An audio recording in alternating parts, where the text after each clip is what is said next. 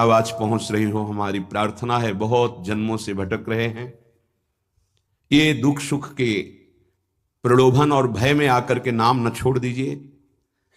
ऐसा भी हो सकता है कि नाम जपना शुरू करें, आपकी नौकरी लग जाए, आपका काम बन जाए, आपकी अनुकूलता बढ़ जाए। ये नाम का फल नहीं है, ध्यान रखना, ये नाम का फल नहीं है। हम स्पष्ट आपको कह रहे हैं कि जब से आपने नाम जपना शुरू किया आपका सब मंगल होने लगा, ये नहीं है।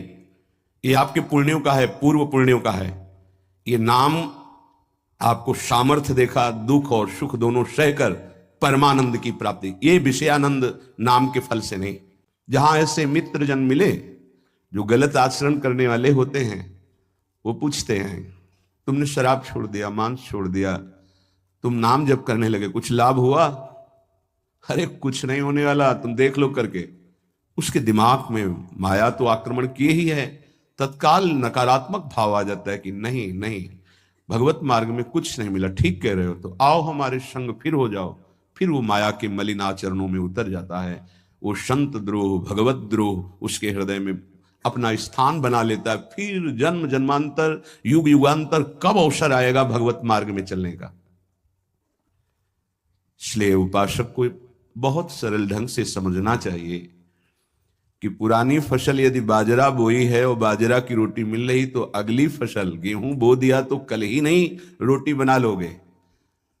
5-6 महीने लगेंगे किसान मेहनत करके, खेती तैयार करके, दाना बो करके, सींच करके, संभाल करके।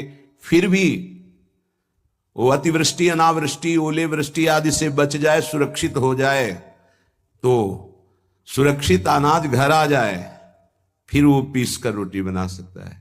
तुम अनंत जन्मों से मनमानी आचरण करते रहे, आज नाम शुरू किया है तो वो तूफान नहीं उठेगा, नष्ट करने के लिए वो अपना स्वरूप धारण करेगा नहीं। पर ये जिनका मलिन हृदय है ना, वो सोचते हैं 4 दिन नाम जप करेंगे सारे दुख मिट जाएंगे। हाँ, पक्का मिट जाएंगे, जड़ से मिट जाएंगे। पर धैर्य पूर्वक जीवन को आगे बढ़ाओ।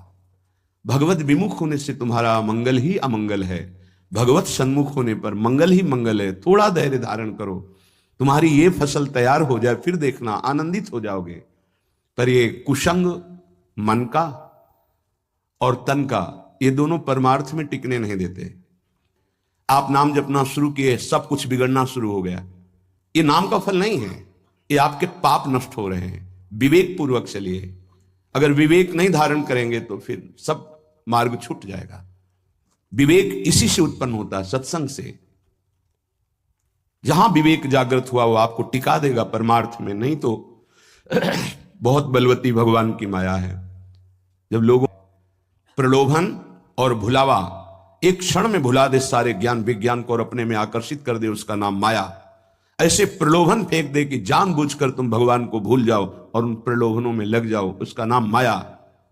सावधान हो जाइए।